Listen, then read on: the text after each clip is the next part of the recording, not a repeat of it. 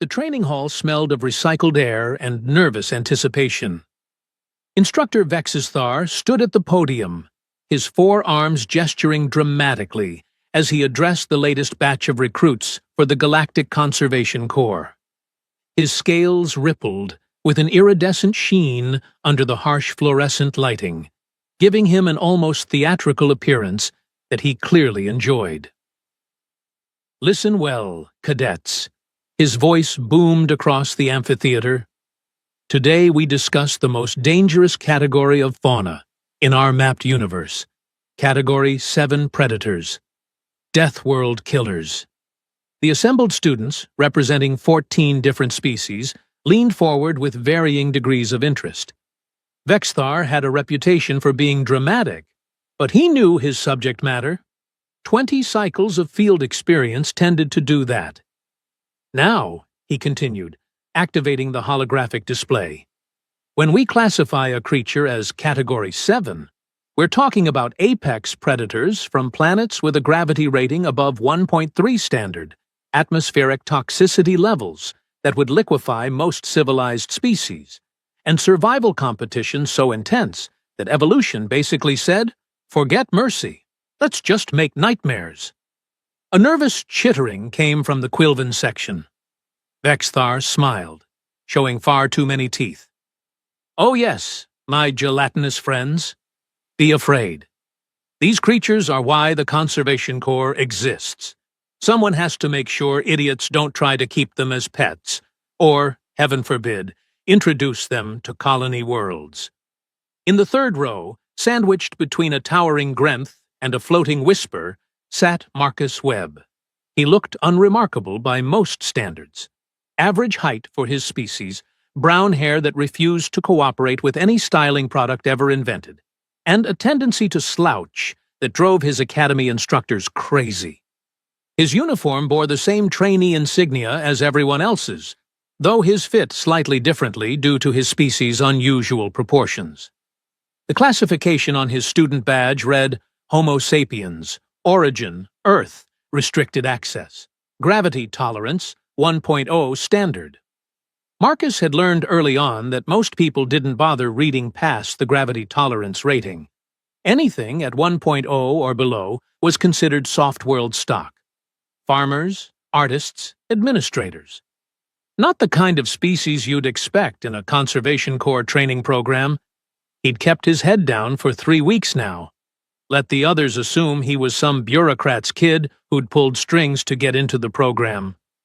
It was easier that way. "Now," Vexithar's voice snapped Marcus back to attention.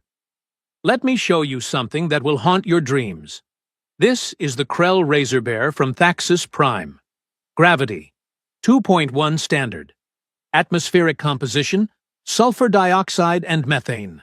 Surface temperature, -40 degrees at the warmest equatorial zones." The hologram materialized, showing a creature that looked like someone had crossed a bear with a porcupine, and then given it anger management issues. It stood, 4 meters tall, covered in metallic quills that could apparently shoot out like missiles. Its jaws could crush titanium-reinforced containment units. "This beauty," Vexthar said with genuine admiration, "has toxin glands in its claws. One scratch, and you're paralyzed within seconds. Then it takes its time, eating you, while you're conscious, while you feel everything." Several students made distressed noises. The Quilvan in front of Marcus began secreting stress mucus. "But here's the thing," Vexithar continued, pacing the stage like a predator himself. "The razor bear isn't even in the top 10 most dangerous Category 7 species. Want to know why?" Silence. "Because it's predictable. It's a straightforward apex predator. You see it, you run, you maybe survive if you're fast and lucky. Simple." He snapped his middle right hand for emphasis. "The truly terrifying Deathworld killers are the ones with intelligence, strategy, the ones that adapt." He switched the hologram to show a sleek, 6-legged creature with too many eyes. The Verxian Shadowstalker, pack hunter, tool user, has been observed setting traps, using decoys, and even learning to operate mechanical doors. There are documented cases of these creatures disabling security systems to access prey. Marcus watched his fellow students react with appropriate horror. The Grenth beside him actually whimpered, which was impressive given that Grenths stood nearly 3 meters tall and had natural armor plating. 3 cycles ago, Vexithar said, his tone dropping to something almost reverent. A Shadow Stalker pack infiltrated a research station on Verxian. Know what they did? They didn't just attack. They studied patrol patterns for 2 weeks. Then they synchronized an assault with a shift change. Killed the lights first. Took out communications second. Then they systematically hunted every researcher in that facility. 47 scientists. Not one survived. The lecture hall had gone completely silent. This, cadets, is what you need to understand. These aren't animals in the sense that soft-world species are animals. These are evolved killing machines with millions of years of survival pressure creating the perfect hunter. And our job, our sacred duty, is to ensure they stay exactly where they evolved. Never, ever underestimate a Deathworld predator. Instructor? A voice called out. It was Pelix, a 4-armed Ranthian with more confidence than sense. Are there any documented cases of Deathworld predators being successfully domesticated? Vexithar's expression suggested Pelix had just asked if vacuum was breathable. Domesticated? Domesticated? His scales flushed a dark purple. Listen very carefully. Domestication requires thousands of generations of selective breeding. It requires a species with specific traits that make them amenable to living with other species. And most importantly, it requires that the species in question doesn't see you as food. He pulled up another image. This one showed what looked like a feline creature, but wrong somehow. Its proportions were off, too fluid, too purposeful. This is a Dralkin cat from Nexus 7. Some absolute genius thought, oh, it looks like a cat. How dangerous could it be? Know what happened? Nobody answered. It waited. 6 months of perfect behavior. Purring, playing, everything you'd expect from a domesticated companion. Then, one day, without warning, it tore through a reinforced viewport, survived vacuum exposure for 43 seconds, and disappeared into a ventilation system. Took 3 months to find it. Found it by following the trail of bodies. Turns out it had been breeding. In the vents. For 3 months. The station had to be evacuated and sterilized. Marcus felt his eyebrow twitch. He'd grown up with cats. Hell, his family had had a cat that was meaner than half the creatures Vexthar was describing. Old Mr. Whiskers had once fought off a coyote, but he kept that thought to himself. The point is, Vexithar continued, Deathworld predators cannot be trusted. They cannot be reasoned with. They are, by definition, survivors of the most hostile environments in the galaxy. They have evolved specifically to kill and survive.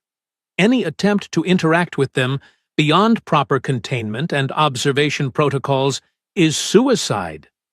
He paused, looking around the room with all 4 eyes. Now, I know some of you might be thinking, but instructor, surely there must be exceptions.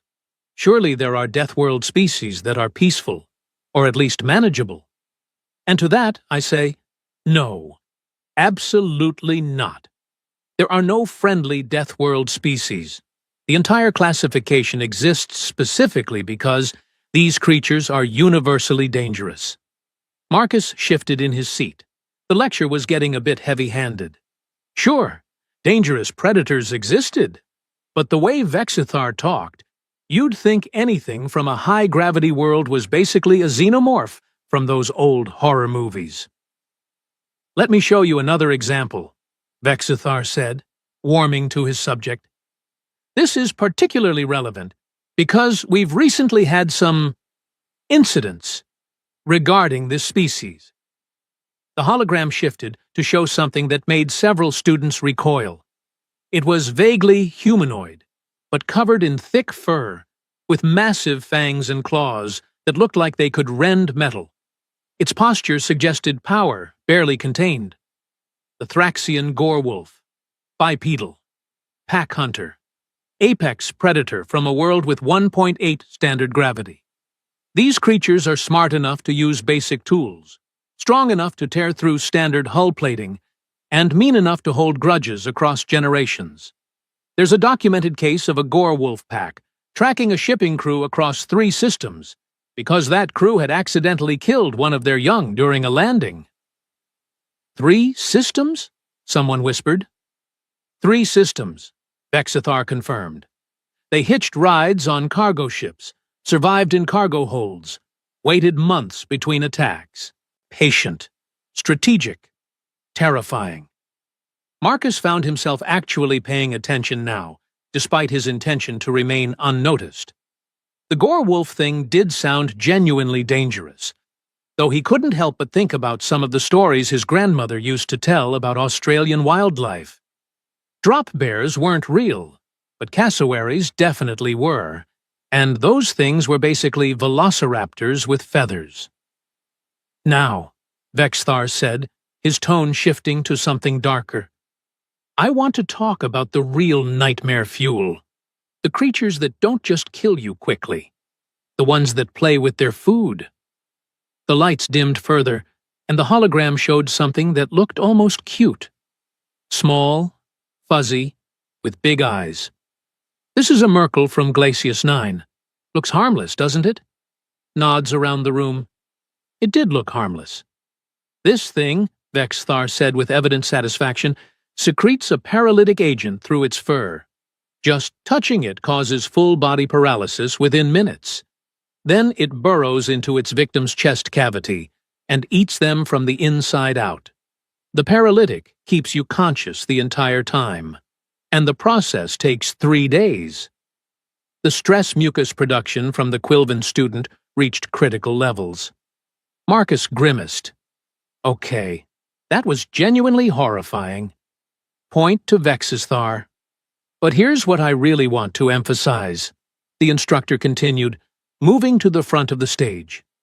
The most dangerous thing about Deathworld predators isn't their strength or their claws or their venom. It's their adaptability. These creatures evolved in environments that actively tried to kill them every single day. They learned to survive against impossible odds. They developed hunting strategies that account for prey that fights back. They became, essentially, the universe's perfect survivors. He paused for dramatic effect, which Marcus had to admit was pretty well timed. And the scariest part? We keep finding new ones. Every cycle, exploration teams map new Deathworlds, and every cycle, we discover new nightmares. There are currently 47 classified Deathworlds in the known galaxy. 47 planets that are so hostile, so dangerous, that the Galactic Council has declared them off-limits for colonization. And on every single one of those worlds, there are predators that would consider everything in this room a light snack. The Grenth beside Marcus whispered something about reconsidering career choices. So, let me be absolutely clear, Vexithar said, his voice carrying authority that demanded attention. If you ever encounter a Deathworld predator in the field, you do not engage. You do not try to contain it unless you have a full tactical team with proper equipment. You definitely do not try to pet it, domesticate it, or convince yourself that it's just misunderstood. You report it, you mark the location, and you get as far away as possible. Understood? A chorus of affirmatives echoed through the hall. Good, because I don't want to have to file another incident report about a cadet who thought they could befriend something with cute ears that happened to be filled with neurotoxin dispensers. Marcus almost laughed at that one, but caught himself. The image was pretty ridiculous. Vexithar pulled up a star map, highlighting several systems. These are the current quarantine zones. Deathworlds where we maintain monitoring stations but no permanent presence. Your job, should you graduate from this program, might involve rotations to these stations. You'll observe, you'll catalog, and most importantly, you'll maintain the containment protocols that keep these creatures exactly where they belong. Instructor Vexithar? Another student, this one a floating whisper whose voice came from a translation device. Are there any Deathworld species that have ever left their home planets naturally? Through their own technology or evolution? The instructor's expression turned grave. No. Thank the cosmic void, no. Can you imagine? A species with the survival instincts and predatory nature of a Deathworld creature developing space travel? It would be catastrophic. They'd spread across the galaxy like a plague, dominating every ecosystem they encountered. We'd be facing an extinction-level scenario for most civilized species. Marcus felt his jaw tighten slightly, but kept his expression neutral. The irony of this conversation wasn't lost on him. Nature has blessed us, Vexthar continued, seemingly unaware of the universe's sense of humor. In that Deathworld species lacked the cognitive capacity for advanced tool use and scientific development. They're perfect hunters, yes, but they're still just animals. Sophisticated, terrifying animals. But animals nonetheless. The galaxy is safer for it. What about intelligence? Pelix asked, apparently not having learned his lesson from earlier. Could a Deathworld species theoretically evolve sentience? Vexithar actually laughed at that. Not a polite chuckle, but a full, condescending laugh that echoed through the hall. Sentience requires more than just basic problem-solving, cadet. It requires cooperation, abstract thinking, cultural development. Deathworld species are too focused on survival to develop those traits. They're solitary or pack hunters, not society builders. The environmental pressure that makes them such effective killers is the same pressure that prevents higher cognitive function. They simply don't have the evolutionary pathway to sentience. He gestured broadly, addressing the entire class. Think about it logically. A species developing on a Deathworld would spend all its evolutionary resources on survival traits. Stronger muscles, sharper claws, better camouflage, enhanced senses. There's no evolutionary advantage to developing art, or philosophy, or mathematics when you're too busy trying not to be eaten by something even worse than you. Sentience is a luxury of soft worlds, where survival is easy enough that intelligence becomes advantageous. Marcus had heard this theory before. It was popular in xenobiology circles, this idea that harsh environments and intelligence were mutually exclusive. He'd read 3 papers on it in his xenobiology course. All 3 papers were wrong, but he wasn't about to raise his hand and mention that his homeworld had a gravity rating of 1.0 standard only because the Galactic Council had fudged the numbers to avoid causing panic. Earth's actual gravity? 0.98 galactic standard. Which sounded fine until you realized the standard was based on averages from low-gravity core worlds. By Deathworld metrics, Earth clocked in at around 1.7 to 2.1, depending on which classification system you used. The atmospheric oxygen content alone would be considered toxic to most species in this room. And don't even get started on the wildlife. But Earth wasn't classified as a Deathworld. It was classified as Restricted Access Pending Cultural Development Assessment, which was diplomatic speak for, we found these guys late, and they already have nukes, so let's pretend everything is normal while we figure out what to do. Let me show you one final example, Vexithar said, advancing to what was clearly his grand finale.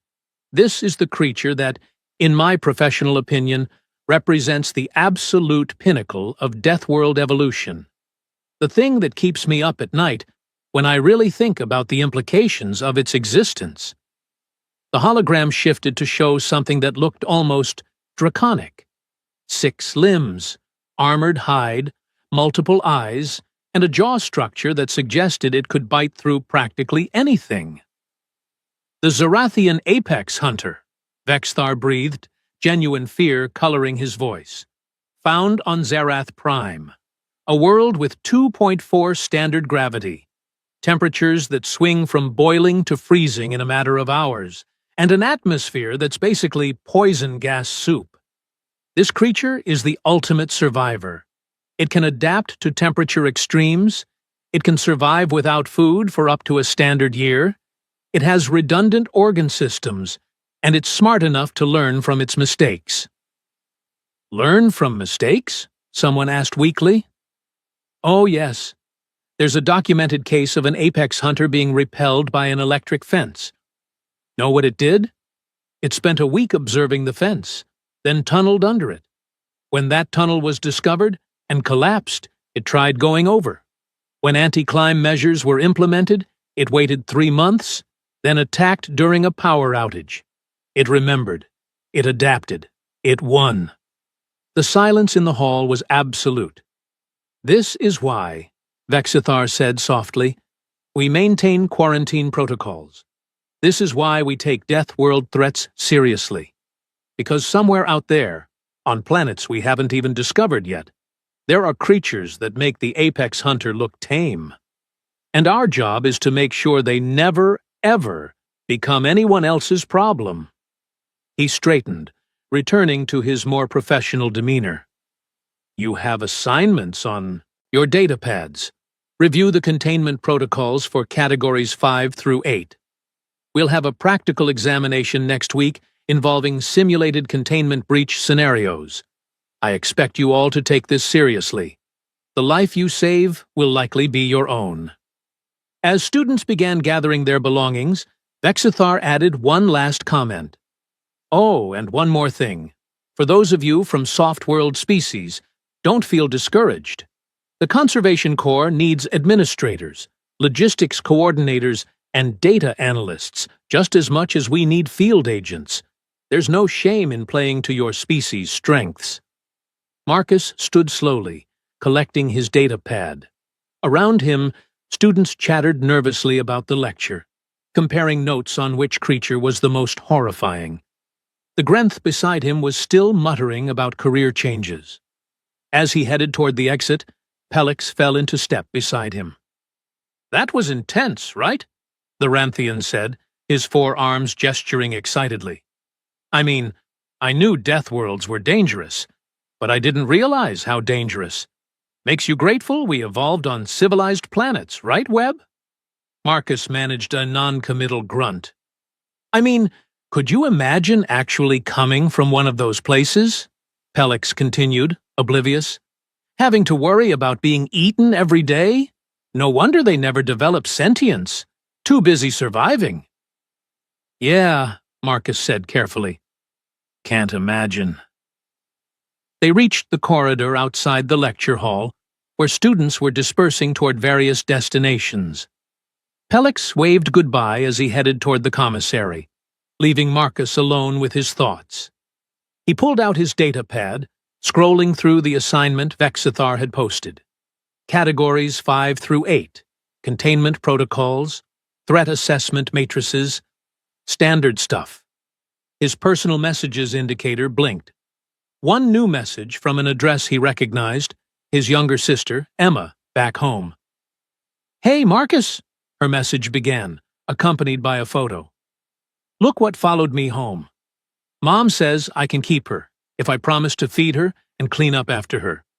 I named her Princess Fluffybutt. Isn't she adorable?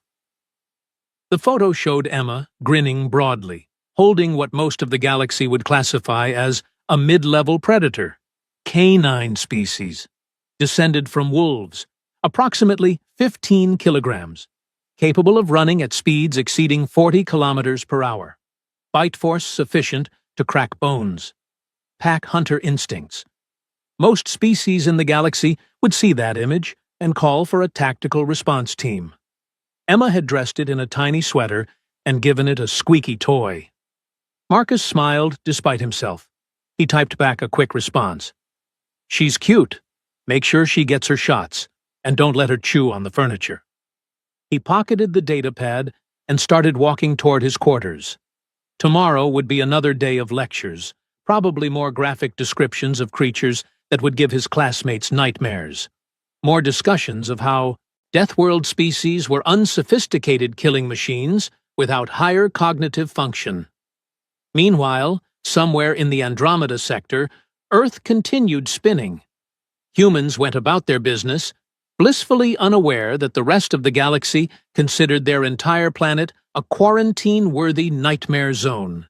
They kept their Deathworld apex predators as pets, jogged through environments that would hospitalize most aliens, and generally went about their lives without realizing how absolutely terrifying they appeared to anyone who actually knew the truth. Marcus had 3 more months of training before he could apply for field assignments. 3 more months of listening to lectures about how dangerous Deathworld species were, all while being one himself. The irony was almost perfect. Almost. The simulation bay hummed with energy as Marcus suited up for the practical examination. 1 week had passed since Vexithar's memorable lecture, and now 23 cadets stood ready to prove they understood containment protocols. "All right, everyone, listen up," Vexithar's voice boomed through the speakers. "This is a standard Category 6 breach scenario. You'll be working in teams of 4. Your objective is simple: contain the escaped specimen, minimize casualties, and follow proper safety protocols. The simulation responds to your actions, so think before you act. Stupidity will result in simulated death, which means failing this examination." Marcus found himself grouped with Pelix, a nervous Quilvan named Bloop, and a methodical Whisper called 13. Not the worst team possible, but not exactly the dream team either. The simulation loaded, and suddenly they were standing in a replica research station corridor. Red emergency lights flashed overhead, and somewhere in the distance, something roared. "Okay, team," Pelix said, trying to project confidence. "Webb, you're soft world stock, so you hang back and monitor communications. 13, you're on sensors. Bloop, you're with me on containment equipment." Marcus bit back a response. Soft world stock. Right. Guys? Bloop's voice wavered as his gelatinous form quivered. "The breach alarm says it's coming from Section 7. That's the high-gravity habitat zone."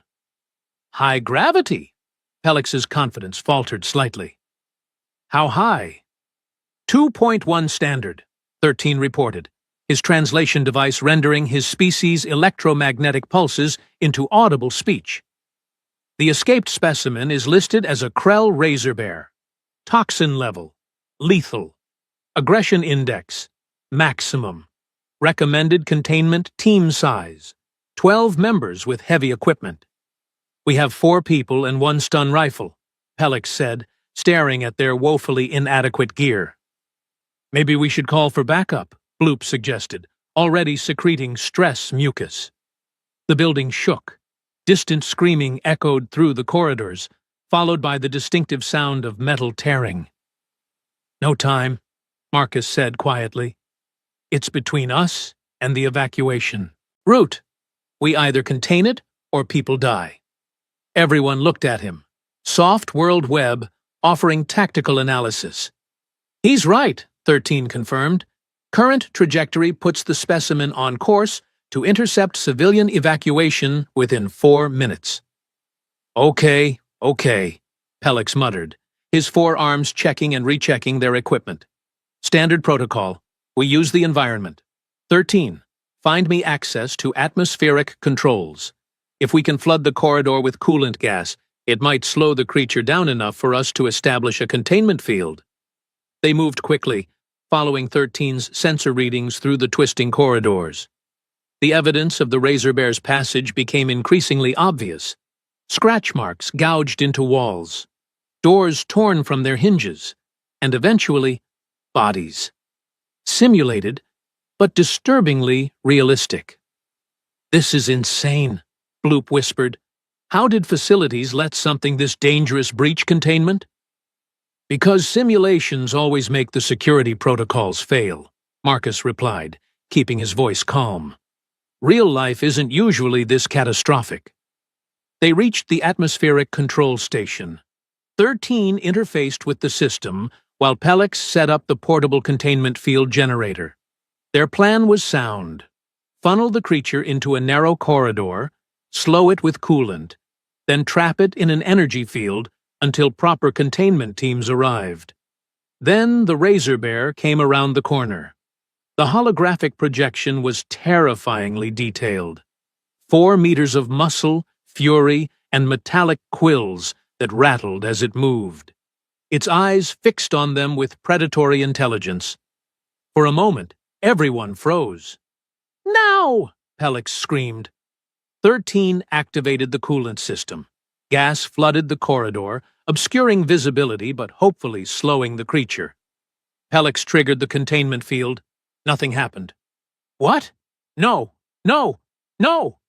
Pelix frantically worked the controls. "The generator isn't responding." "It's the cold," Marcus realized. The coolant gas froze the field generator's power cells. The Razor Bear emerged from the gas cloud, moving slower but definitely not stopped. It shook itself, sending quills flying like missiles. The team scattered. Bloop caught 3 quills and dissolved with a simulated death scream. 13's projection flickered as quills passed through his energy form, though his physical housing unit sparked and failed. Simulated casualty. That left Marcus and Pelix. "The stun rifle!" Pelix shouted, tossing the weapon to Marcus while he ran in the opposite direction, trying to draw the creature's attention. Marcus caught the rifle automatically, his hands settling into the grip with practiced ease. The weapon felt awkward, designed for species with different hand structures, but he adjusted his grip and aimed. The Razor Bear focused on Pelix, clearly recognizing the larger, more active target as primary prey. It charged, moving with shocking speed despite its bulk. Marcus didn't panic. He'd been hunting since he was 12 years old. Deer were fast. Bears were dangerous. This thing was basically a combination of both with some nightmare fuel thrown in. He led the target, accounting for movement and distance, then fired. The stun bolt caught the Razor Bear in the shoulder. It stumbled, but didn't stop. He fired again, this time aiming for the head. Direct hit. The creature slowed, its movements becoming uncoordinated. Marcus advanced, firing methodically, each shot placed with precision. Not random panic fire, but controlled, efficient target placement. The Razor Bear collapsed, stunned but alive, exactly according to containment protocols. Don't kill unless absolutely necessary. Pelix stared from his hiding position behind an overturned equipment crate. You just contained the target," Marcus finished, lowering the rifle. "Isn't that what we were supposed to do?" The simulation ended. They stood back in the empty training bay, other teams visible in their own simulation spaces throughout the large room. Vexithar's voice came through the speakers, directed at their team specifically. "Interesting approach, Cadet Webb. Report to my office after the examination period concludes." The next 2 hours crawled by as other teams completed their scenarios. Most failed. A few managed creative solutions involving environmental hazards or managed retreats. None had actually contained their specimen through direct confrontation. When Marcus finally stood outside Vexthar's office, he couldn't quite read the instructor's expression. The door slid open before he could knock. "Sit," Vexthar commanded, his 4 eyes studying Marcus with unsettling intensity. Marcus sat. "I've been reviewing your file, Cadet Webb," the instructor began, pulling up a holographic display. "Your scores are adequate. Nothing spectacular, but solid. Your theoretical knowledge is acceptable. But that simulation, that was remarkable marksmanship for someone from a low-gravity world. I practiced, sir. Clearly. Vexthar zoomed in on the simulation replay, showing Marcus's precise shot placement. These are stress shots, under pressure, against a fast-moving target significantly larger than yourself. You didn't panic, you didn't freeze, and you put every shot exactly where it needed to go.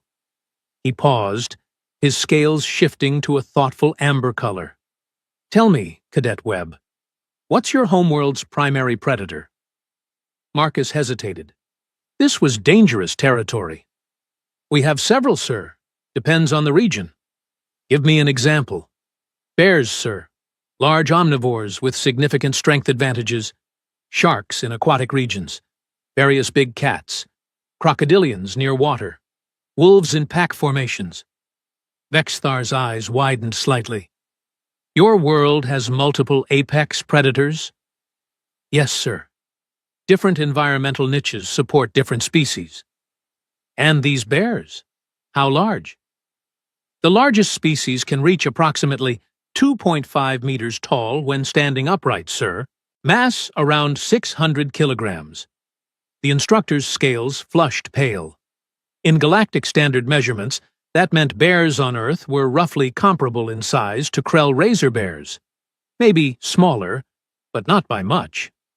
And humans interact with these creatures? Sometimes, sir. Usually we try to avoid them. But we have protocols for encounters. Make yourself appear large, back away slowly, don't run. Running triggers chase instinct. You've encountered these bears personally? Twice, sir.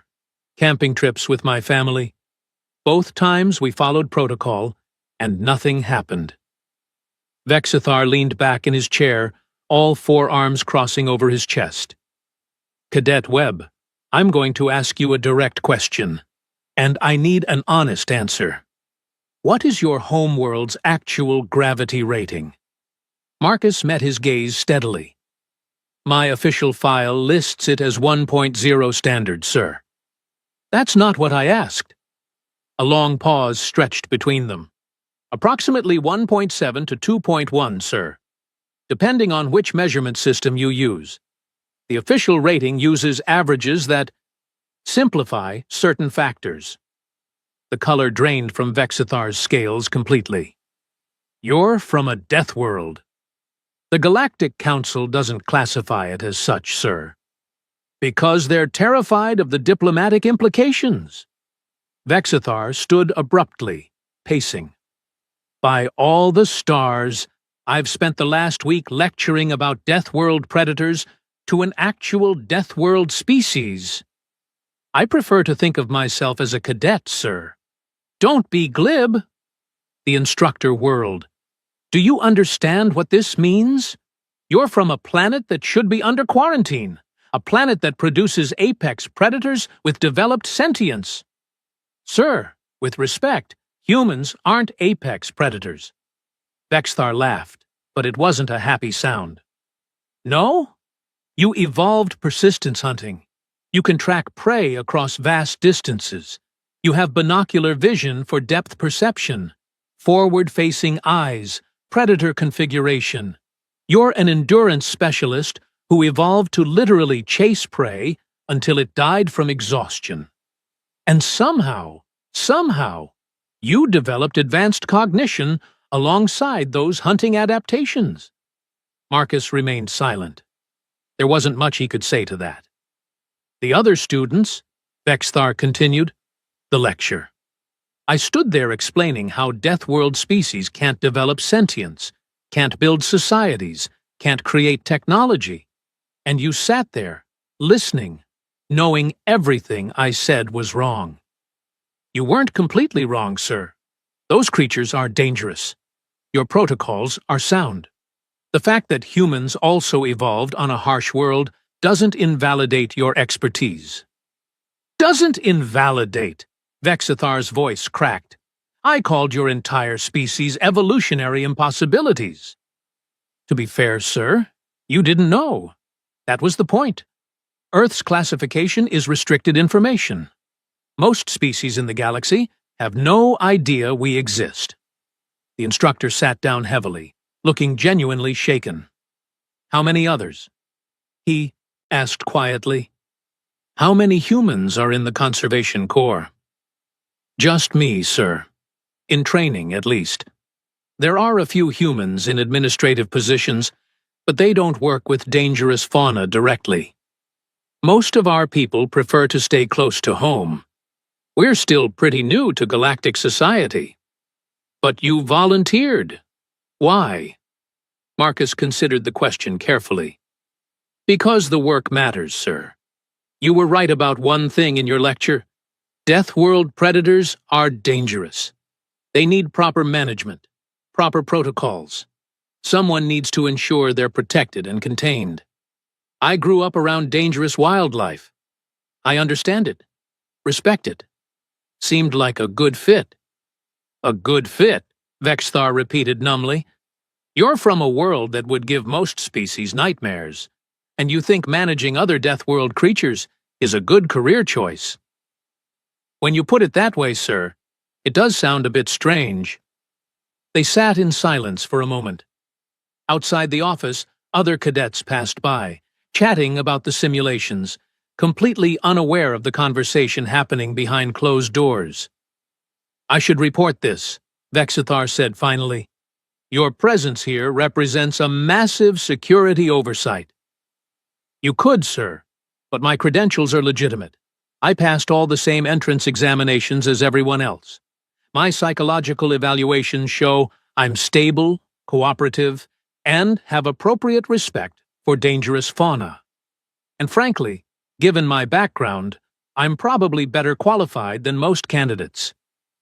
Better qualified to do what, exactly? Wrestle razor bears with your bare hands? No, sir.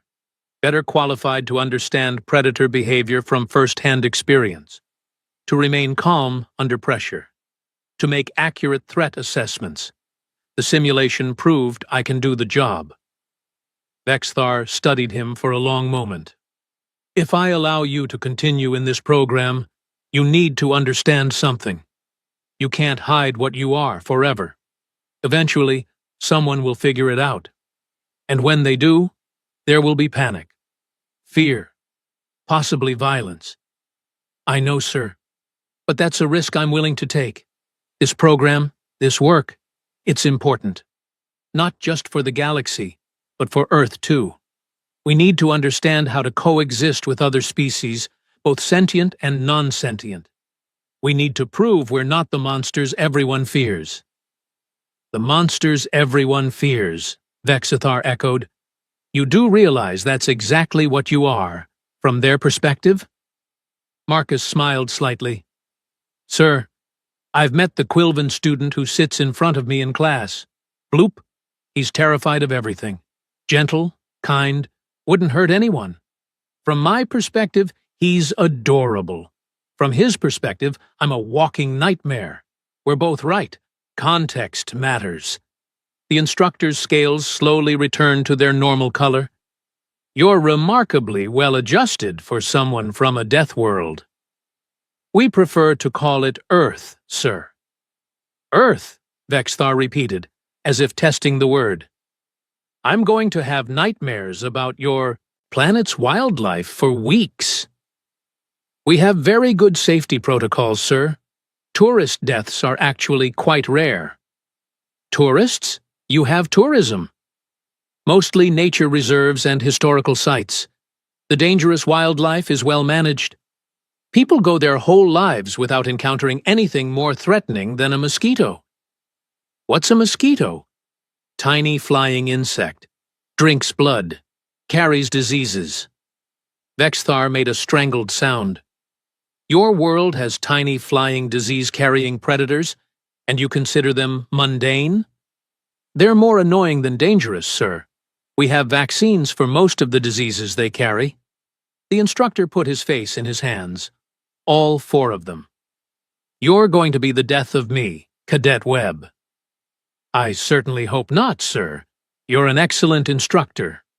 Vexithar looked up, something almost like amusement crossing his features. You know what the worst part of this is? You're right. You are qualified. Probably more qualified than anyone else in this program. You have practical experience with dangerous fauna that the rest of us only study from a safe distance. And that simulation performance. Any field team would be lucky to have someone with your skills. He pulled up Marcus's file again, making several notations. I'm not going to report this, yet. But you need to be careful. If Pelix starts asking questions about how you stayed so calm during the simulation, deflect. Attribute it to training, good reflexes, luck, whatever. Don't give anyone reason to dig deeper into your background. Understood, sir. And, Webb, when you do eventually graduate, when you do get assigned to a field position, remember something. The creatures you'll be working with are dangerous. They deserve respect. But you're not invulnerable. Deathworlder or not, you can still be killed. Don't get cocky. I never forget that, sir. Earth taught me that lesson early. Vexithar nodded slowly. Dismissed, cadet. And Webb. Try not to make the other students look too incompetent. It's bad for morale. Marcus stood, offering a proper salute. I'll do my best, sir. He left the office, stepping back into the corridor where normal academy life continued around him. Students rushed to classes, complained about assignments, worried about exams. Nobody looked at him twice. His communicator buzzed. Another message from Emma. Princess Fluffybutt learned a new trick. She can roll over and play dead. Also, Mom says to tell you that Aunt Rachel got chased by a moose on her hiking trip, but she's fine. The moose was probably more scared than she was. How's space school? Marcus smiled, typing back a response. Space school is interesting. Tell Aunt Rachel to be more careful. Moose are dangerous. And give Princess Fluffybutt a treat from me. He headed toward the commissary, where Pelix was already holding court, describing their simulation to an audience of impressed cadets. And then Webb, quiet little soft-world Webb, just walks up and drops the razor bear like, it's nothing. Perfect shot placement. I didn't know he had it in him. Marcus collected his meal, something vaguely resembling pasta, that was nutritionally balanced for his species' requirements, and found a quiet corner to eat. Across the room, he could see Vexithar entering, the instructor's eyes finding him immediately. They exchanged brief nods. An understanding passed between them. The secret was safe, for now. But someday, probably soon, the truth would come out. Earth would be revealed not as a restricted access soft world, but as the death world it actually was. Humanity would be recognized as the evolutionary impossibility they represented.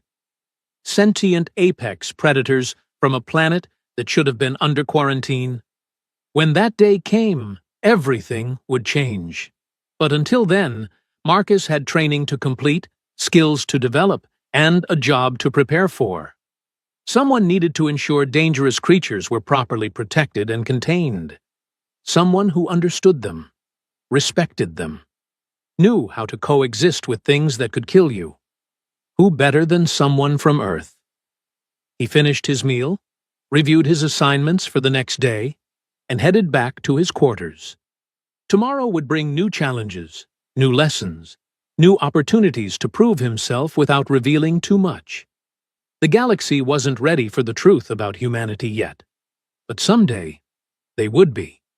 And when that day came, Marcus hoped they would understand that being from a death world didn't make you a monster.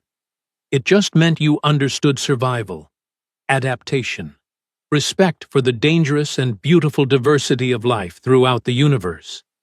After all, Earth had taught humanity one crucial lesson that no other species seemed to grasp.